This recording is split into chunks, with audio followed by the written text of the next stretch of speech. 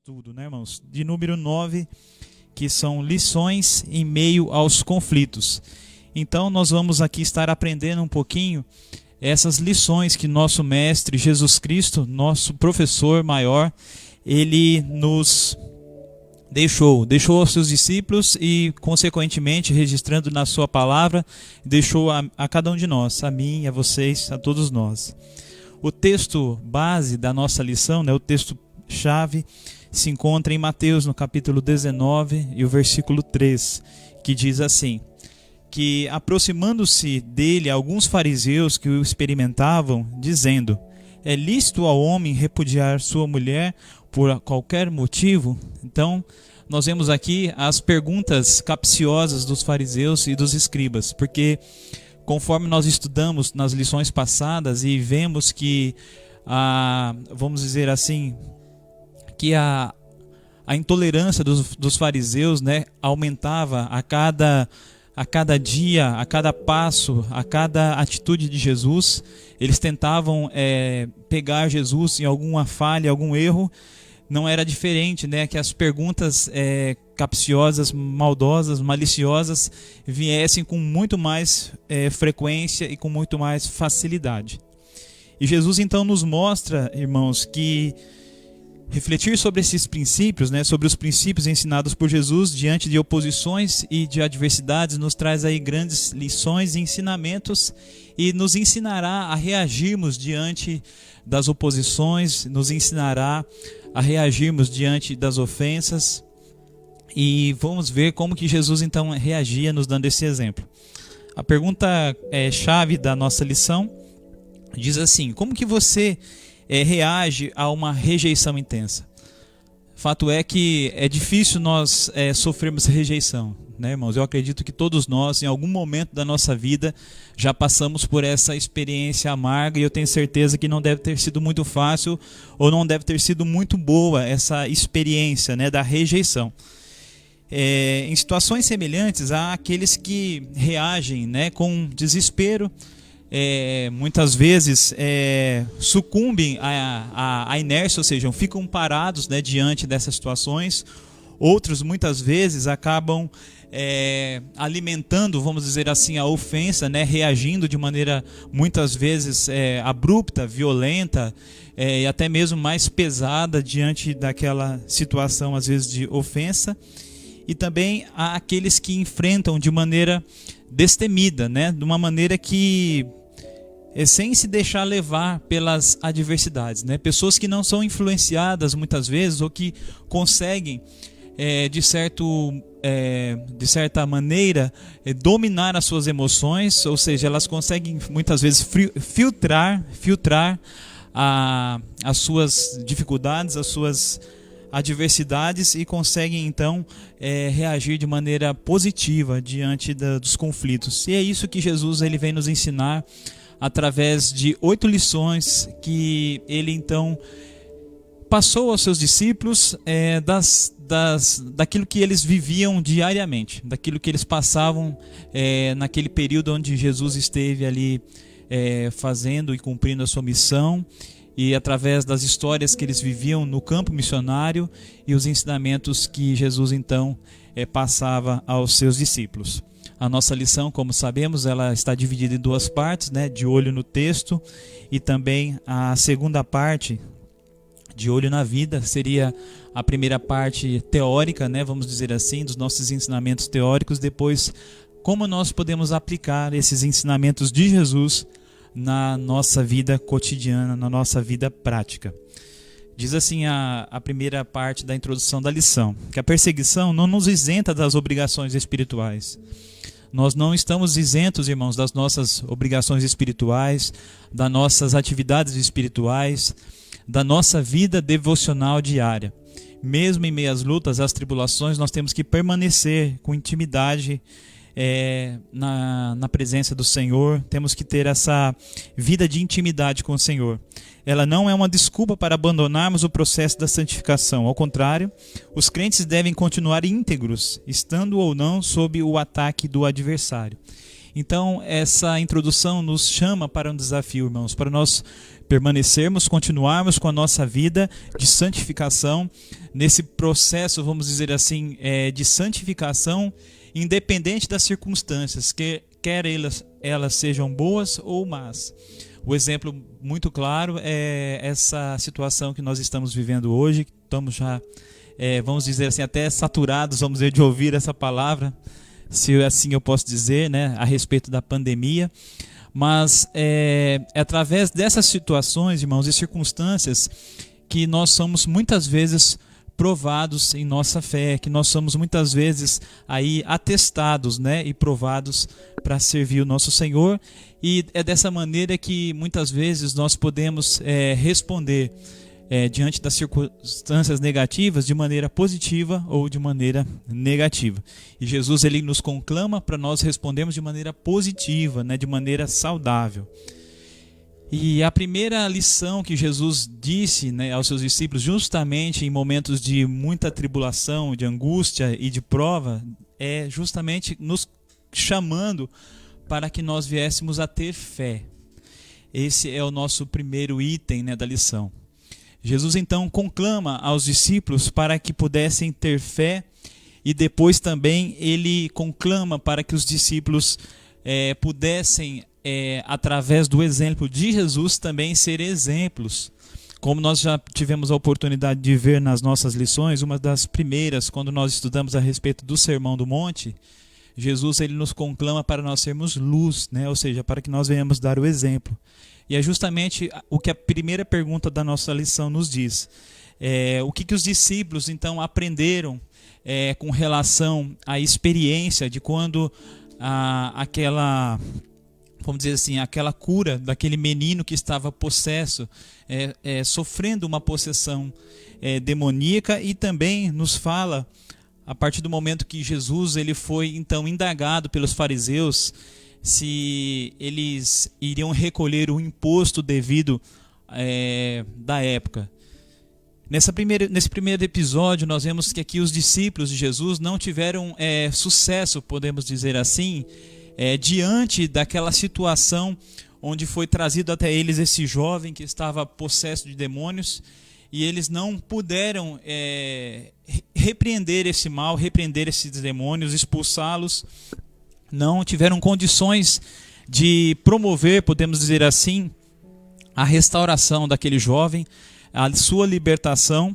Então eles vêm até Jesus, eu tenho certeza absoluta que cabisbaixos, sentindo-se frustrados, muito provavelmente, sentindo muito pequenos, e Jesus então indaga eles. O motivo desse fracasso estava bem claro nas palavras de Jesus, conforme está registrado em Mateus. Você pode acompanhar na sua Bíblia, no capítulo 17, o versículo 20, que a fé que vocês têm é pequena. E nós vemos aqui Jesus dizendo também para os seus discípulos que aquela situação, ou aquela casta de demônios, aquela, vamos dizer assim, aquela espécie de possessão demoníaca, havia necessidade de que eles tivessem uma intimidade, uma comunhão muito maior com o Senhor. Nos diz aí o Jesus que aquela casta de demônios só se expulsaria com jejum e com oração. Então nós vemos Jesus conclamando aos seus discípulos que tivessem fé. Não aquela fé nominal, apenas de nós falarmos, eu tenho fé em realizar, eu tenho fé, eu acredito que isso possa acontecer. Não.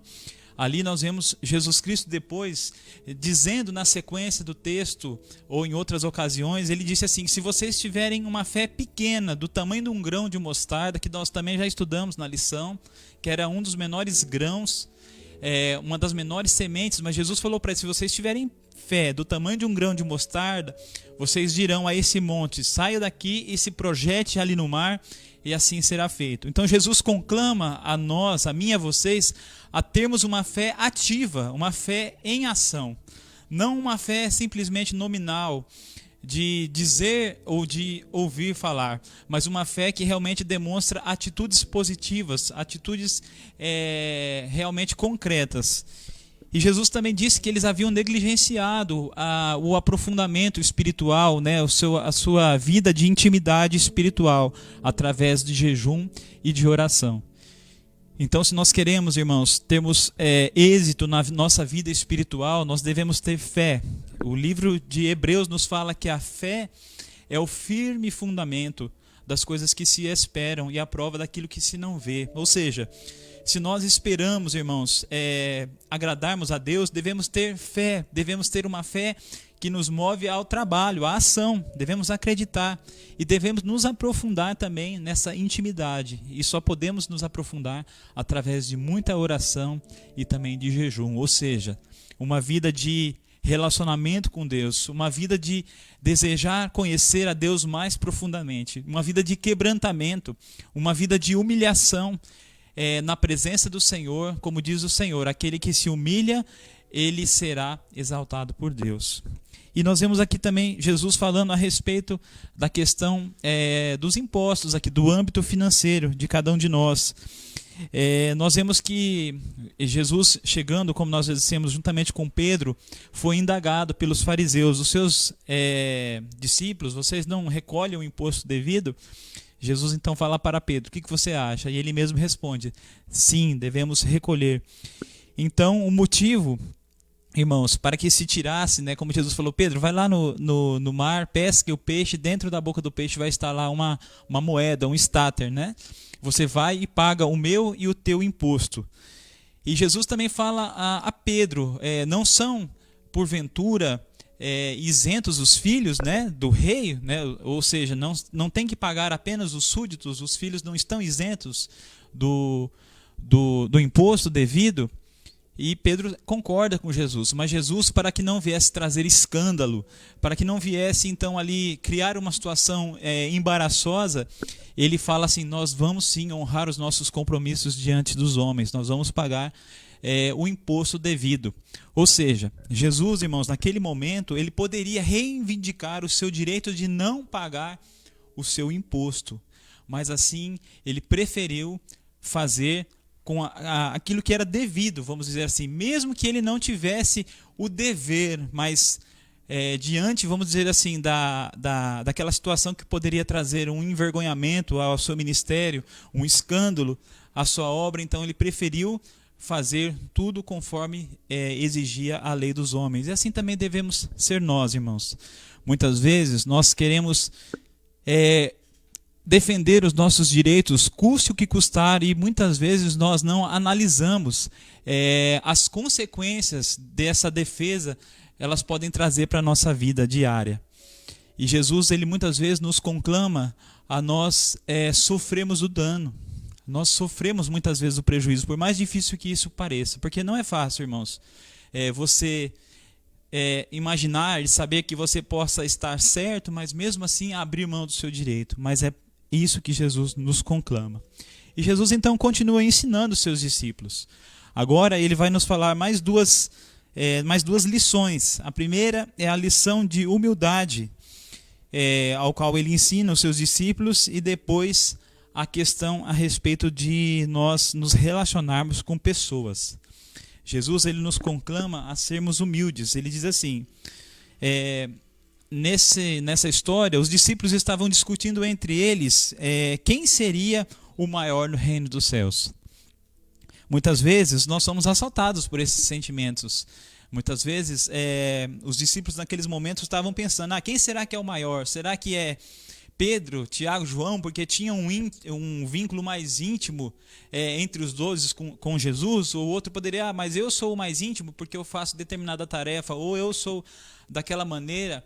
Então Jesus, vendo esse sentimento crescer no coração dos seus discípulos, do seu círculo íntimo, ali do círculo dos 12 apóstolos, Jesus então chama uma criança que estava ali presente naquela situação, coloca no meio deles e diz assim, olha, se vocês não serem ou não agirem como esta criança, de maneira nenhuma vocês verão o reino de Deus, né? Ou seja, quem não se fizer humilde como essa criança, este não será o maior no reino dos céus.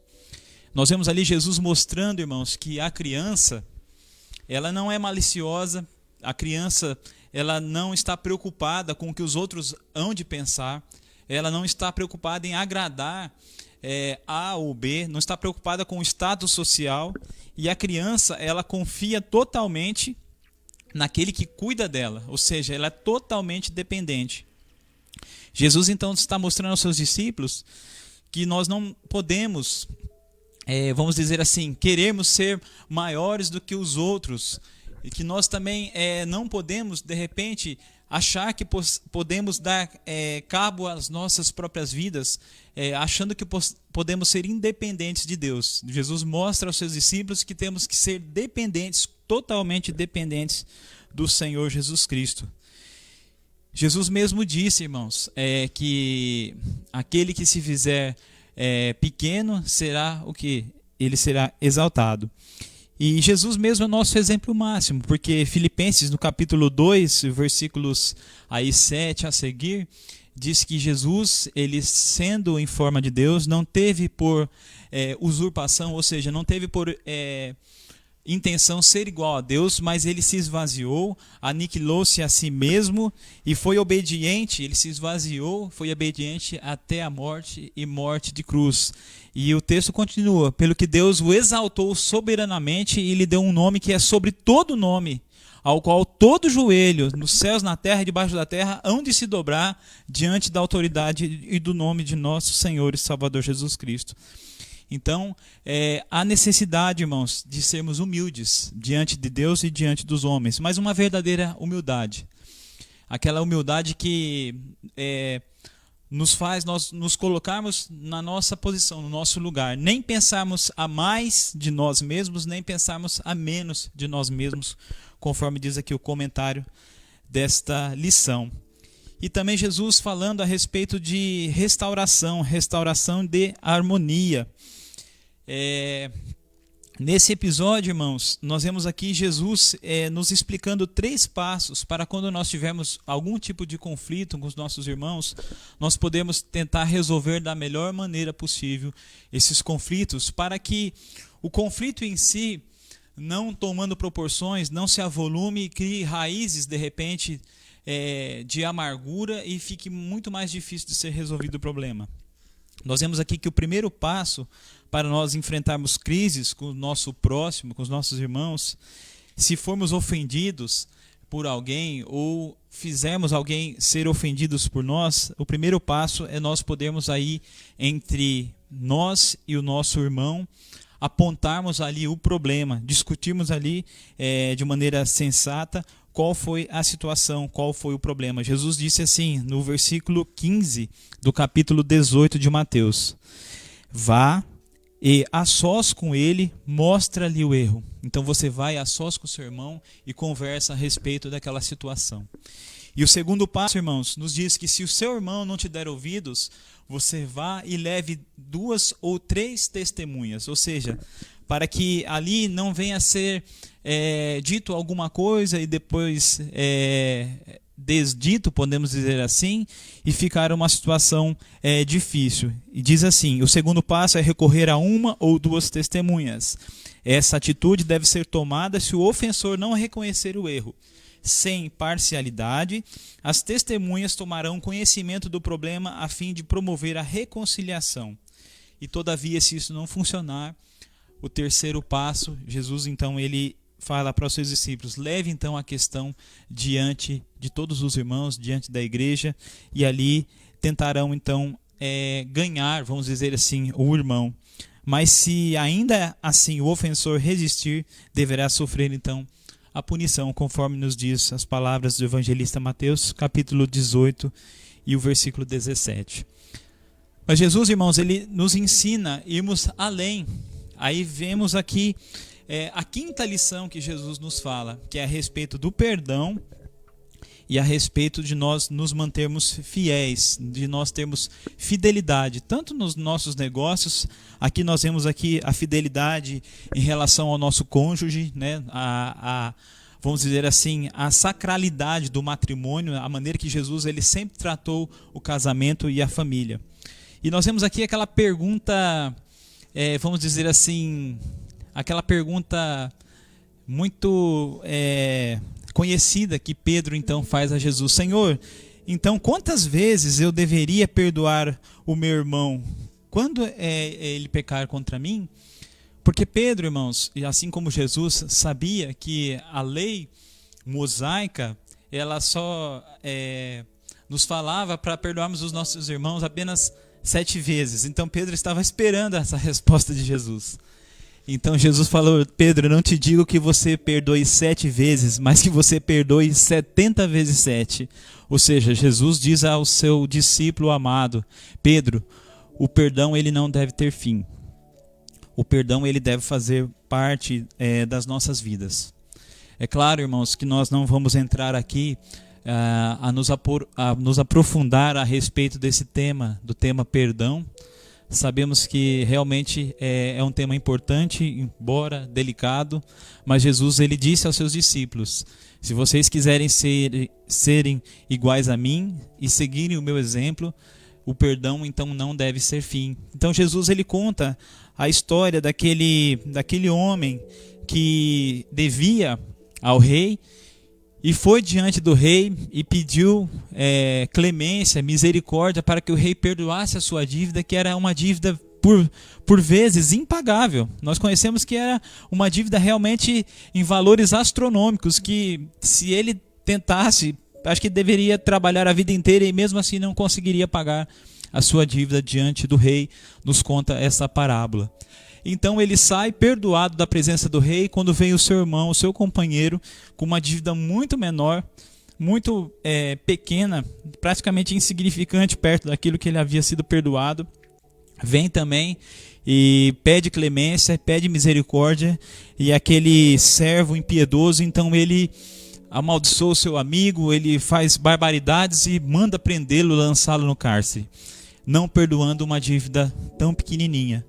E Jesus nos ensina, irmãos, que devemos perdoar para que possamos também ser perdoados. Na oração do Pai Nosso, Jesus nos ensina: perdoa as nossas dívidas, assim como nós perdoamos aos nossos devedores. Ou seja, o perdão de Deus para conosco, irmãos, está realmente vinculado à maneira conforme nós perdoamos aqueles que nos têm ofendido. Mantendo-se fiel, aqui no intuito de surpreender Jesus, os fariseus então fizeram-lhe outra das suas perguntinhas capciosas. E diz assim: é permitido ao homem divorciar-se da sua mulher por qualquer motivo?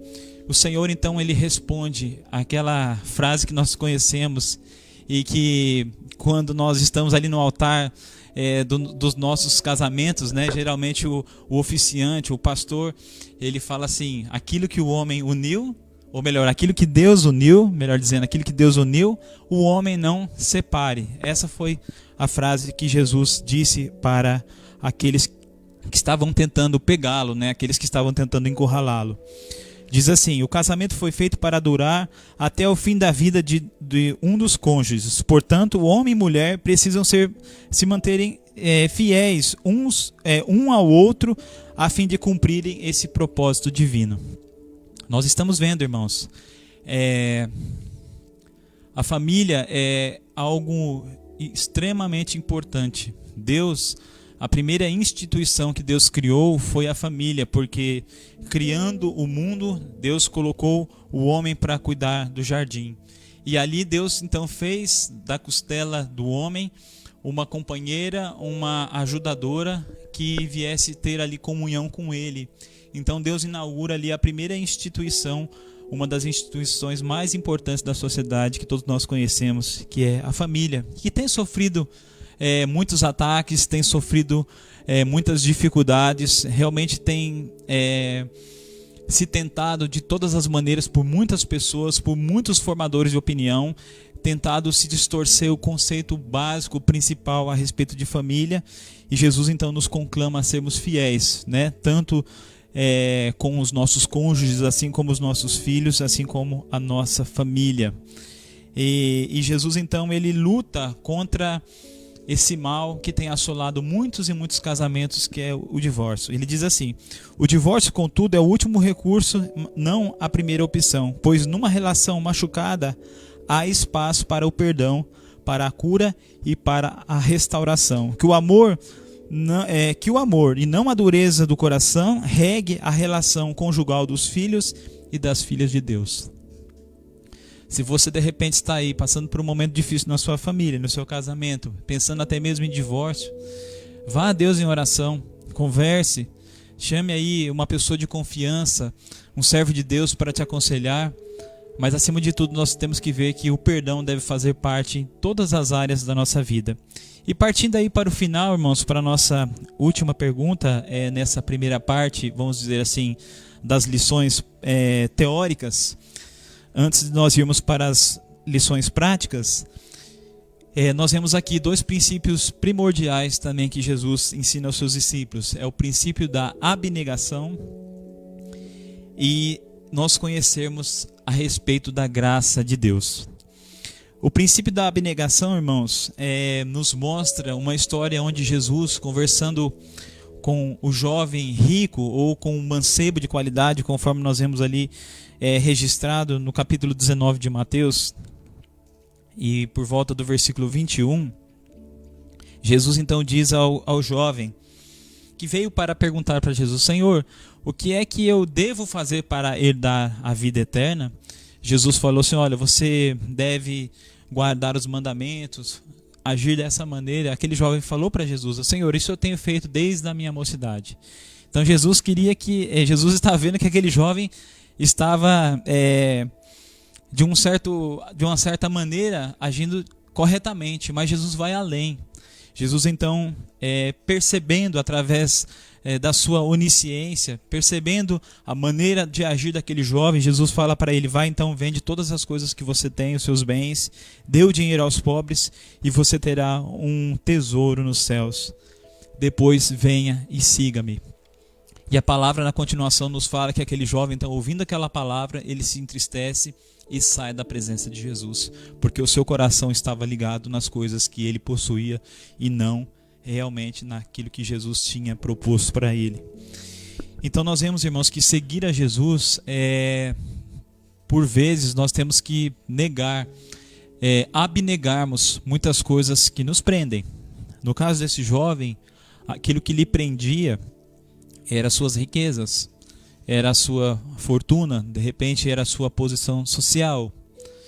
E não somente isso nos prende, irmãos, e nos impede de servirmos a Jesus verdadeiramente. Existem muitas outras coisas que nos impedem de servir a Jesus verdadeiramente. E o que Jesus nos faz e nos ensina nessa manhã é que devemos nos abnegar, abrir mão daquilo que nos prende para que possamos servir a Jesus de maneira integral, de maneira realmente honesta, de maneira pura.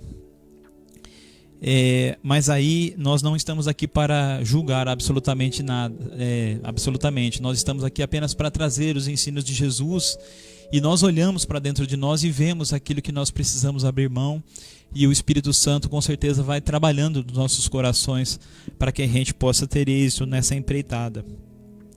E os discípulos então falam para Jesus, fala: Senhor, e nós que deixamos tudo? Porque os discípulos haviam deixado toda a sua vida cotidiana normal. Pedro, Tiago havia deixado a sua indústria de pesca. Os outros discípulos, como Mateus mesmo, havia deixado o seu trabalho na coletoria dos impostos. Ele era um funcionário público, ele havia largado a sua vida para servir a Jesus. Ou seja, eles estavam dizendo a Jesus: Senhor, nós abrimos mão de aquilo que era considerado para nós como muito importante para servi-lo, para segui-lo. Jesus falou assim: olha, vocês que largaram tudo, vocês receberão 100 vezes tantos nessa vida e mais ainda a vida eterna. Então nós vemos aqui uma promessa bendita daqueles que realmente servem a Jesus. Nós também não vamos entrar nesse pormenor, não é o foco da lição, porque muitas vezes nós achamos que o 100 vezes tanto nessa vida é apenas recompensas materiais. Não, irmãos. Nós vemos que Jesus tem bênçãos maiores, né? O apóstolo Paulo, em uma das suas cartas, salvo engano, cartas de Filipenses ou Efésios, ele fala assim: O Senhor, Ele nos tem abençoado com toda a sorte de bênçãos espirituais nas regiões celestiais em Cristo Jesus. Nós já fomos alcançados pelas bênçãos espirituais do Senhor a partir do momento que nós abrimos mão da nossa vida para fazer a vontade de Deus. E por fim, irmãos, Jesus então conclama aos seus discípulos para que entendam a graça. A graça de Deus que se manifestou a todos os homens, trazendo salvação, conforme a palavra de Paulo a Tito. Nós vemos que Jesus, irmãos, propôs a ensinar aos discípulos o princípio da graça divina por meio da parábola dos trabalhadores. Essa parábola mostra os trabalhadores. Então diz assim: um chegou para trabalhar às 6 da manhã e foi até às 6 da tarde. O outro das 9 da manhã às 6 da tarde. O terceiro das 12 horas, do meio-dia às 6. O quarto das 3 da tarde às 6. E o quinto grupo das 5 às 6. O dono da vinha então pagou o mesmo valor para todos os trabalhadores, tanto para os trabalhadores com mais tempo quanto para os trabalhadores com menos tempo. E Jesus disse aqui, irmãos, que a verdade principal dessa parábola está onde? Na graça de Deus, que é para todos. A graça de Deus, irmãos, ela não foi destinada apenas aos judeus. Não foi destinada apenas para uma classe de pessoas. Não foi destinada apenas para um grupo seleto de pessoas, absolutamente. A graça de Deus ela foi manifestada a todos os homens, a todas as pessoas, a todos os seres humanos. Está disponível a graça do Senhor. Agora, o diferencial, irmãos, é se nós recebemos a graça, se nós recebemos esse presente da parte de Deus. A graça é algo que nós não merecíamos, é o favor de Deus que não é dado por méritos ou por merecimentos ou por recompensa. Não, a graça ela é dada vamos dizer assim, de graça mesmo. É um dom de Deus, conforme nós vemos em Efésios, no capítulo 2 e o versículo 8. Não é de vós, é dom de Deus, ou seja, é um presente de Deus. E diz assim: Jesus mostrou que Deus não trata os homens de acordo com princípios de mérito, de justiça ou de economia. Ao entendermos a graça, temos a clara percepção de que não merecemos a salvação que nos foi proporcionada, pois ela não vem de nós, é dom de Deus, conforme dissemos em Efésios 2, conforme foi dito em Efésios 2 e o versículo 8. E foi assim, em meio à perseguição ao seu ministério, que Jesus proporcionou aos seus discípulos os seus maiores ensinamentos. Amém? Vamos aí para o final da nossa lição. Jesus então nos deixa aí oito ensinamentos, irmãos. A nós temos o quê? Temos fé, a nós nos mantermos fiéis, abrirmos mão, perdoarmos, recebemos o dom de Deus, nos abnegarmos e entendemos a graça de Deus aos nossos corações. E diz assim, o primeiro item do segundo tópico: em meio aos conflitos, considere os ensinos de Jesus. Ou seja, irmãos, a nossa vida não deve ser pautada simplesmente nas circunstâncias que nós passamos. Nós devemos ter os nossos olhos fitos e fixos em Jesus, conforme nos diz Hebreus no capítulo 12, versículo 2. Olhando para Jesus, o autor e o consumador da nossa fé. Olhando sempre para Cristo, irmãos. Porque a partir do momento que nós temos os nossos olhos fixos em Jesus, sabemos que as circunstâncias podem ser difíceis, como elas assim o são. Sabemos que as circunstâncias, por vezes, podem ser assustadoras.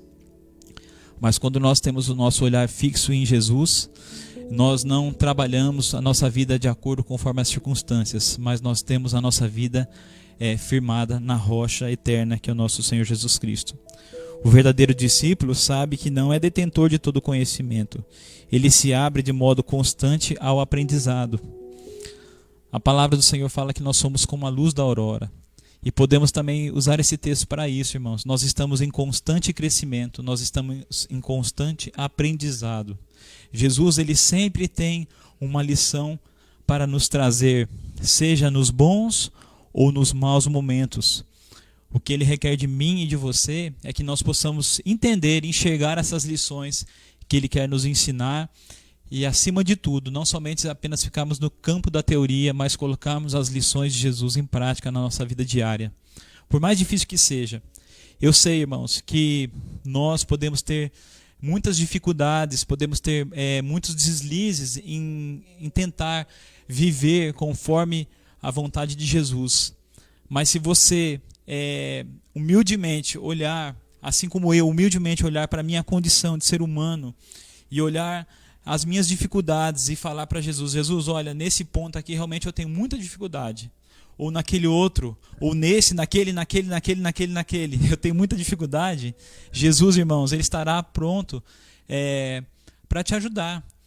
Você, claro, vai ter que ter atitudes, irmãos, práticas, vai ter que ter vontade, desejo, vamos dizer assim, de crescer na graça e no conhecimento do Senhor. Mas com certeza Ele vai te ajudar. E para finalizarmos a nossa lição, em meio aos conflitos, como dissemos, pratique os ensinos de Jesus. Nós devemos viver como Jesus viveu, irmãos. O apóstolo Paulo, em muitas das suas cartas e das suas falas, ele dizia aos seus irmãos, às suas ovelhas, ele fala: sede, pois, meus imitadores, assim como eu sou de Cristo. Paulo tinha tamanha confiança em tudo aquilo que ele pregava e falava, porque em tudo ele tentava viver da melhor maneira possível, mais próximo, conforme Jesus viveu. Por isso que ele tinha essa autoridade para falar com os seus filhos na fé, com suas ovelhas: vivam imitando a minha obra, assim como eu tenho imitado a obra de Jesus Cristo. Os adversários de Jesus, por mais que tentassem, eles não conseguiam desqualificar os ensinos de Jesus, porque Jesus, irmãos, ele tinha uma maneira maravilhosa de reagir a todos os conflitos, a todas as dificuldades, a todas as saias justas, entre aspas, podemos dizer assim, que os fariseus e os seus inimigos, vamos dizer, os inimigos da cruz de Cristo, tentavam lhe colocar. Pois ele ensinava como quem tem autoridade e não como os escribas. Por quê? Porque tanto os escribas e os fariseus ensinavam aquilo que eles não praticavam, conforme está registrado em Mateus capítulo 23, versos 1 e 4. Por isso Jesus fez questão de orientar os seus discípulos a não agirem como hipócritas, ou seja, pregarem um evangelho muitas vezes teórico, mas não viverem na prática. O evangelho de Jesus, ele é teórico e ao mesmo tempo ele é prático, ou seja, Jesus nos dá a teoria e nos conclama para colocarmos a teoria em prática. Não podemos recuar diante das pressões inimigas. A nossa obediência a Cristo não depende das circunstâncias favoráveis. Logo, a fé, o exemplo, a humildade, a harmonia, o perdão e a fidelidade, a abnegação e o entendimento da graça devem pertencer ao nosso estilo de vida. Que Deus te abençoe, irmãos. Que nós possamos a cada dia lutarmos para viver de acordo conforme a vontade de Jesus. O nosso desafio nessa semana, vemos no estudo de hoje que a postura de Jesus diante do conflito gerado pela perseguição ao seu ministério terreno foi de orientar os seus discípulos acerca dos princípios relacionados à fé, o exemplo, a humildade, a harmonia, o perdão, a fidelidade, a abnegação e a graça. Tais ensinos devem ser considerados e praticados. Portanto, como desafio, escolha um desses princípios ensinados por Jesus e analisados no estudo de hoje para pôr em ação. Como sugestão, escolha aquele que você tem mais dificuldade em praticar. Como nós já dissemos, escolha aquilo que você tem dificuldade em praticar e ore a Deus, peça a Ele uma estratégia ideal para cumprir esse propósito na sua vida. Certamente Ele lhe conduzirá ao êxito. Amém? Que Deus te abençoe, que possamos estar aqui, irmãos, no próximo sábado para mais um estudo da nossa lição. Já estamos indo praticamente para o último mês deste trimestre. Vamos para a lição de número 10, religiosos de plantão. Então, que possamos estar aqui no próximo sábado, que Deus te abençoe em nome de Jesus. Amém?